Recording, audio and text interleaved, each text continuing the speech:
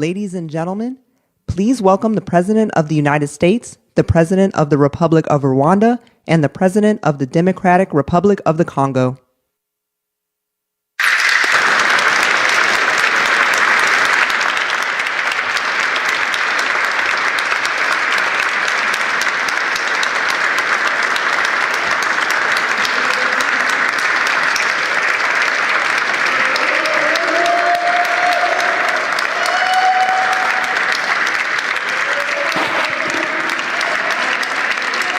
Well, thank you very much. Wow. This is a nice building, I have to tell you. So this is a special occasion for a lot of reasons, but number one is it's our first occasion in this building using it for peace. And it's all about peace, and it's a great honor. And Marco, you've done a fantastic job in getting it ready, but it's a spectacular building, and we all appreciate it. And very importantly, we're settling a war that's been going on for decades with millions and millions of people killed. And these two gentlemen spent a lot of time backstage talking to each other, and over at the Oval Office. We were at the Oval Office together. It was beautiful. And I think it's just a very important day. And we have other leaders from other countries. And you said such beautiful things. I'd love to have you come up. We'll finish up, and then I'd love to have you come up, and if you can issue the words that you just issued backstage, which usually doesn't work, you know, it usually never happens. They said, oh, they said it much better before, but you will probably do better up here. But I'd love to have you say how you felt, because it is an amazing day. Great day for Africa, great day for the world, and for these two countries, and they have so much to be proud of. And I want to thank the leaders. I want to thank you very much. It means maybe more because we are here together for the first time ever in this building. Brand new, beautiful building. I don't want to tell you how much it costs, because I hear it's a lot. Okay? They don't build inexpensively here. But I just want to thank you very much. So please sit down, everybody. I want to thank everybody for being here. It's a momentous occasion. It's truly incredible setting. It's very few places I've seen like this. In this holy season, we prepare to celebrate the birth of the Prince of Peace. We have come to the U.S. Institute of Peace to sign a historic agreement that will end one of the longest-running conflicts anywhere in the world, with far more than 10 million people killed.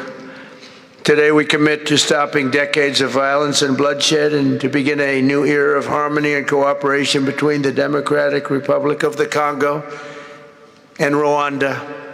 I want to thank the two courageous leaders. They are courageous leaders. They really are courageous leaders, great people.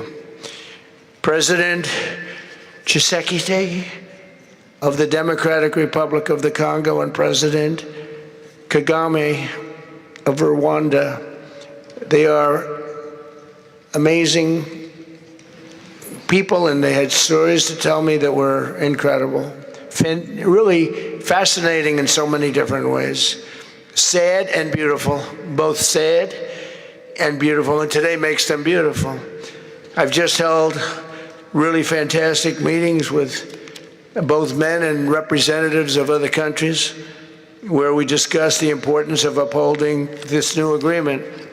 Very detailed, powerful agreement. I also want to thank several foreign guests and dignitaries in attendance to celebrate this magnificent event, including the President of Angola. Please, would you stand? And it's so great to see you. Thank you. The President of Burundi. Thank you very much. Great to see you again. The President of Kenya. We have the Olympics here. You know, they do very well in the Olympics, those runners. I don't know what the heck you do with those runners, but they are very good. I've been watching them for a long time. So we have the Olympics coming to the United States. You know that. Thank you very much. And you'll come as our guest. Thank you. And the President of the Council of Ministers of Togo. Thank you. Thank you very much. The Vice President of Uganda. Thank you. It's such a beautiful color. Like, all these guys are wearing these dark suits. You just stand out for a lot of reasons. You're beautiful. The foreign ministers of Qatar. Thank you.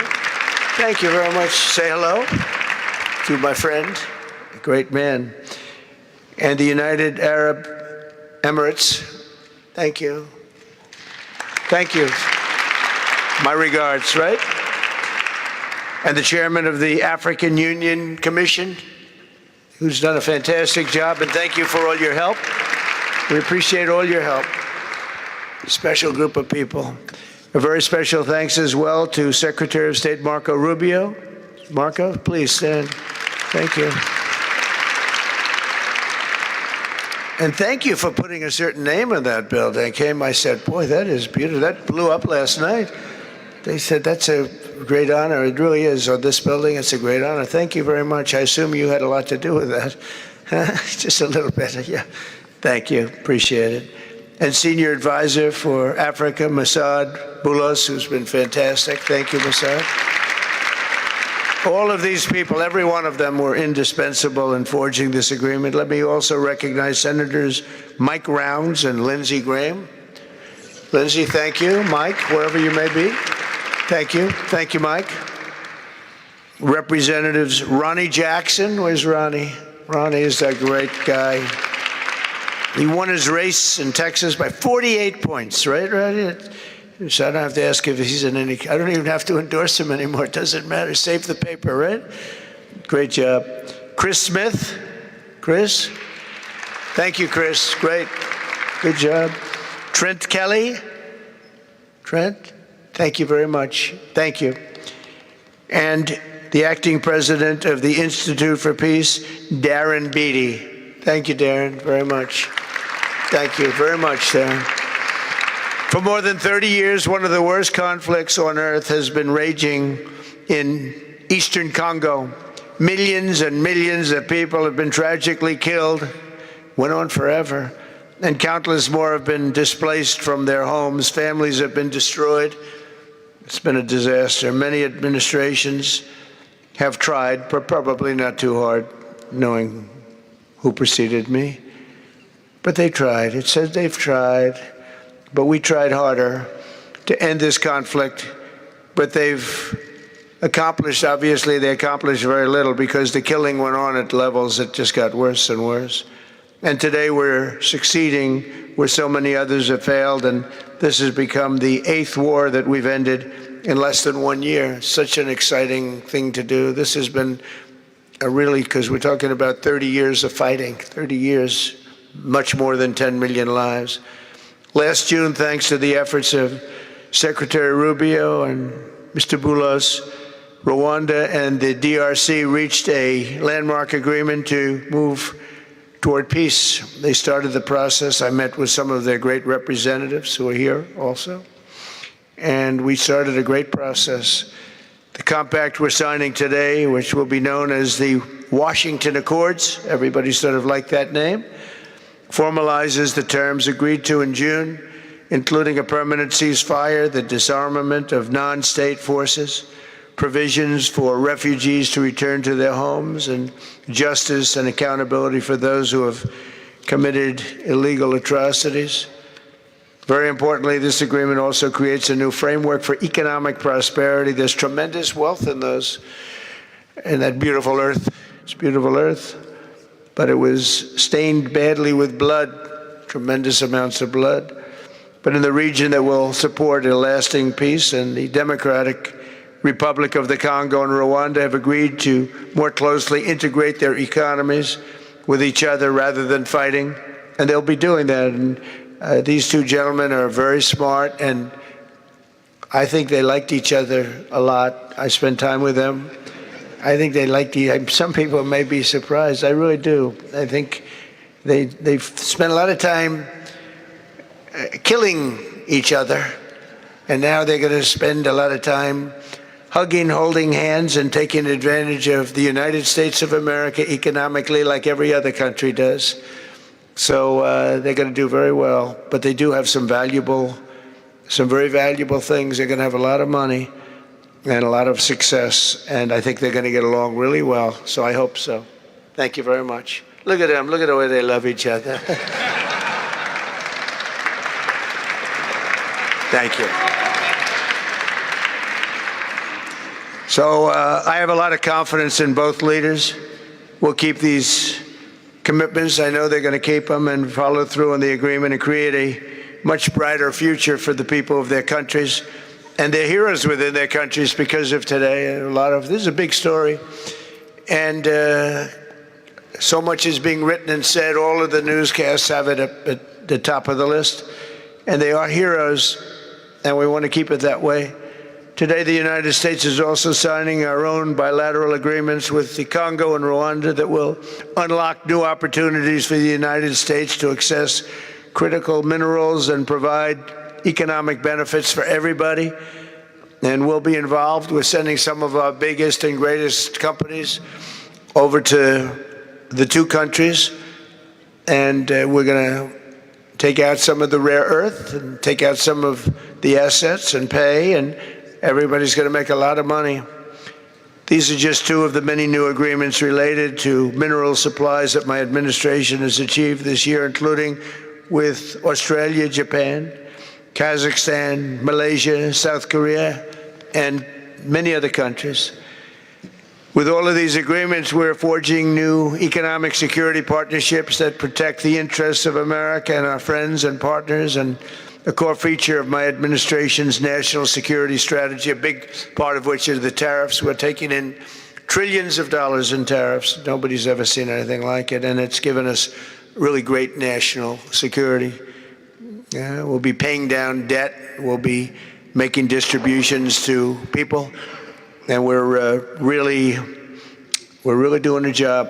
It's amazing. I was with a gentleman, the future king of Saudi Arabia, and you've heard me say this a couple of times, but 2 months ago when I was over there, he said, and actually Qatar is represented today, and UAE is represented, and your leader said the exact same thing, different words, but the exact same thing, that 1 year ago they thought our country was dead, and now our country is the hottest country anywhere in the world. We're the hottest country anywhere in the world. Nobody's ever seen anything like it. We have over $18 trillion, that's just in 10 months, pledged or being invested or pledged to be invested in the United States. Think of that, 18 trillion.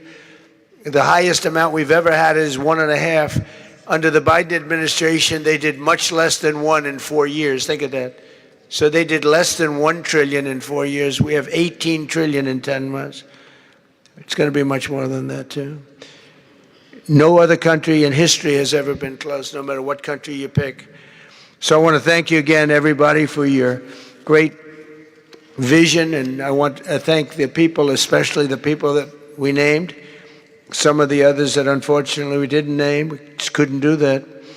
But for your vision and for your courage, because it's made it possible to begin healing old wounds and transcending past differences and creating a future where every child of God can live in dignity, prosperity, and peace. And these are two very good men, and they're two potentially very strong countries. I'd like to now invite President Kagame to come up and say a few words. It's Rwanda. And then, if I may, President of DRC, who really is doing a great job. These are two men that are doing a great job. And again, they are so respected because of what they're doing today and the mission that they've really, I think, accomplished. And we'll see how it all works out, but I think it's going to work out really great. They want to get on to other ways of living for their people, and they're great leaders. Thank you very much. Please, Mr. President. Thank you. Thank you very much.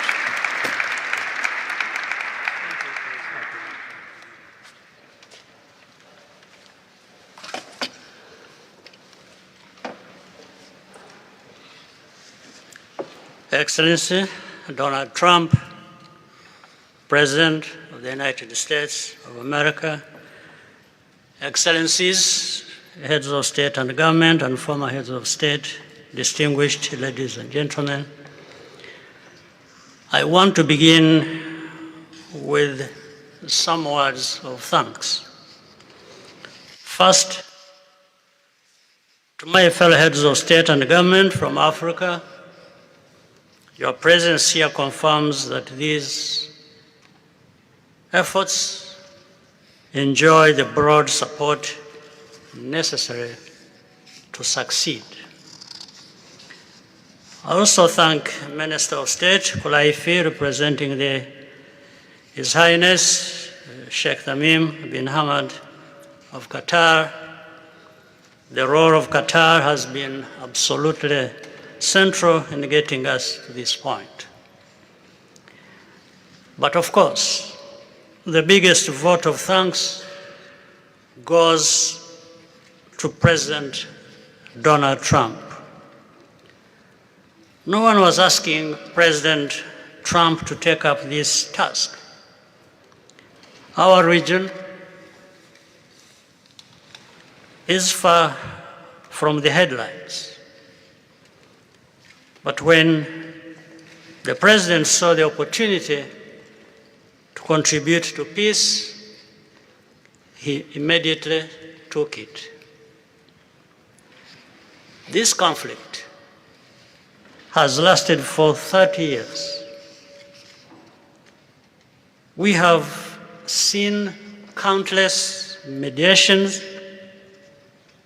and efforts, but none has succeeded in resolving the underlying issues.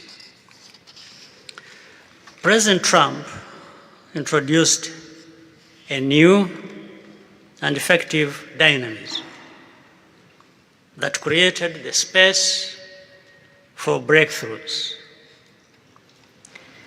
His approach is even-handed, never taking sides. He orients us toward the future, not the past, emphasizing that the dividend of peace is prosperity and investment, including from the United States. More importantly, President Trump's approach is pragmatic. The process has not become an end in itself. All of these elements filter down to his dedicated team, and here I want to single out Secretary Rubio and Masad Boulos for special appreciation. We would not be here today without their efforts.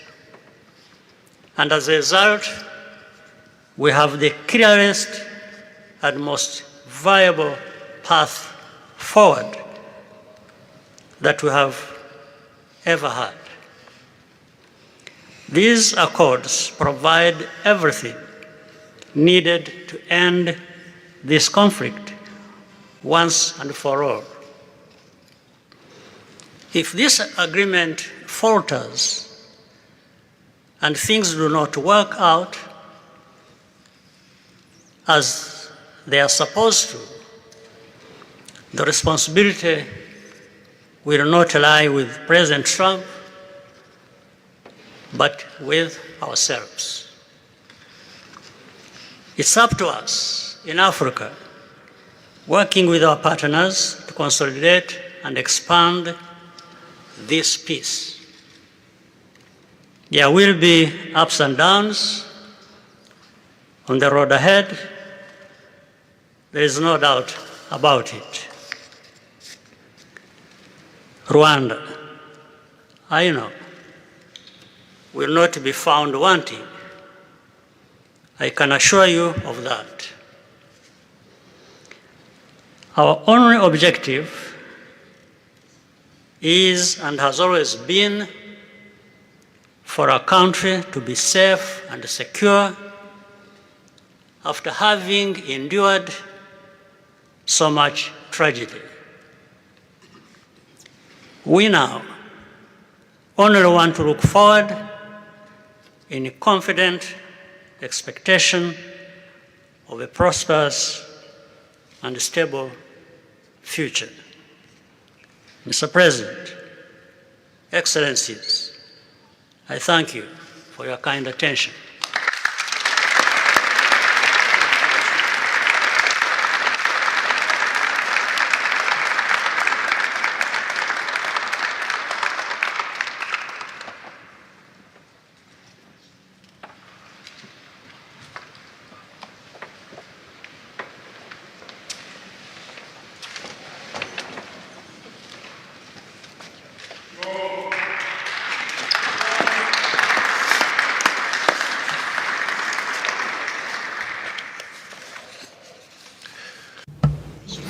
Mr.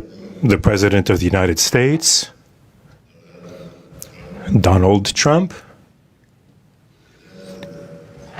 ladies and gentlemen, dear members of the delegations, distinguished guests, as we have just placed our signatures at the bottom of the joint declaration enshrining the Washington agreements for peace and prosperity, I do feel, on behalf of the people of Congo, a deep gratitude and clear hope. First of all, I would like to express quite solemnly our deep thanks to the President of the United States of America, Mr. Donald Trump. I would like to thank his administration and also wish to thank the American people for the critical role that they played for the rapprochement, the closening between the Democratic Republic of Congo and the Republic of Rwanda. To these thanks, I also bring in all of our regional partners and our international partners who, thanks to their commitment and engagement, have consistently made this critical moment possible in the road to peace. First and foremost, we have Sheikh Yanim bin Ahmad Adani. We have President João Manuel Lourenço Gonçalves, who is the President of Angola and the acting President of the African Union. And we also have the former President of the Republic of Kenya, my brother, Uhuru Kenyatta, who I can see here in the room. These two great Africans who are at the beginning, who started the Rwanda and the Nairobi processes. And beyond them, I wish to thank also all of the African leaders who contributed to help us in this struggle. And I do hope that we have, yes, reached the end. The Washington agreements are not yet another document. These represent a turning point. They bring together under a coherent architecture a declaration of principles of a peace agreement and also the regional economic integration framework to provide to the peoples of the region a new perspective, a new outlook, namely to finally overcome the cycle of violence, of forced displacements, of mistrust, defiance, in order to begin a new era of friendship, cooperation, and prosperity all shared together. For those involved, the Democratic Republic of Congo takes this solemn commitment to implement with complete sincerity all of our obligations that stem from this agreement. We will do this with seriousness, with rigorousness, and also the constant care for peace and the security of our populations, for the unity and the integrity of our territory. We do hope that thanks with the same seriousness that the Republic of Rwanda will also respect fully the letter and the spirit of the commitments made here in Washington. We are reaching out for a peaceful cooperation based on mutual respect, non-interference, and the joint struggle against the armed groups, the end of all support to negative forces, and the beginning of fair prosperity on behalf of our two populations. I do believe this day is the beginning of a new path. A demanding path, yes indeed, quite difficult, but this is a path where peace will not just be a wish and aspiration, but a turning point. The Democratic Republic of Congo will fully play its part with dignity, with consciousness and consistency, and with the support of our partners. We will remain watchful, vigilant, but not pessimistic. We'll be clear-eyed, but resolutely optimistic. These Washington agreements for peace and prosperity must be for our peoples a symbol of an irreversible commitment to turn the page of confrontations and to open a new era of cooperation and sustainable peace throughout the region. Thank you.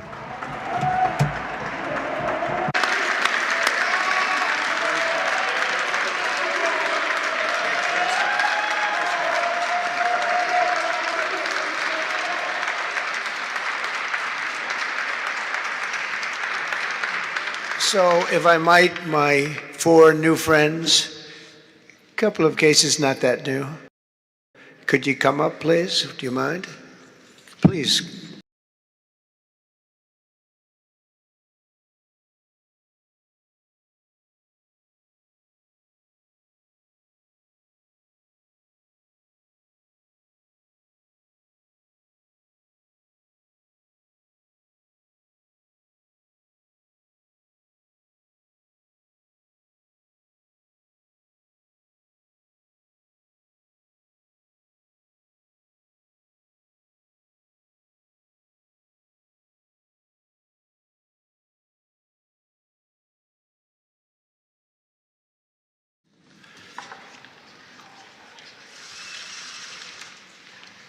They represent so many and so well, so I just want to thank you very much. Good.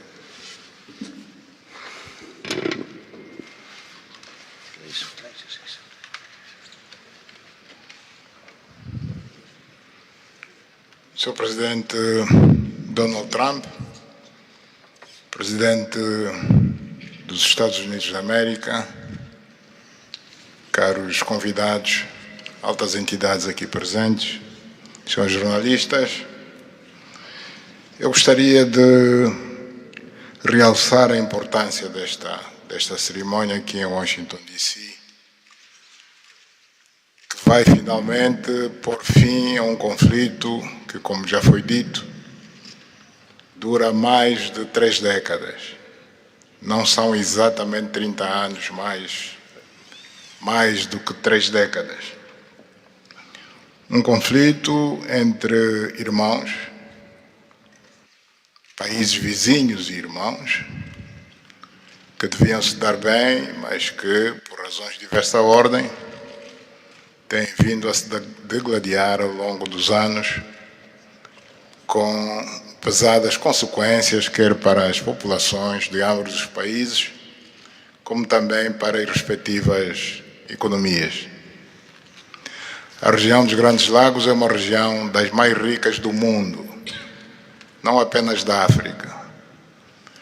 É enormemente rica em recursos hídricos, terras aráveis, florestas, recursos minerais que estão no subsolo, mas, sobretudo, rico nas suas pessoas, com um potencial muito grande para desenvolver aquela região de África que pode catapultar o desenvolvimento de outras regiões igualmente do nosso continente. O mundo atravessa hoje uma crise energética e alimentar.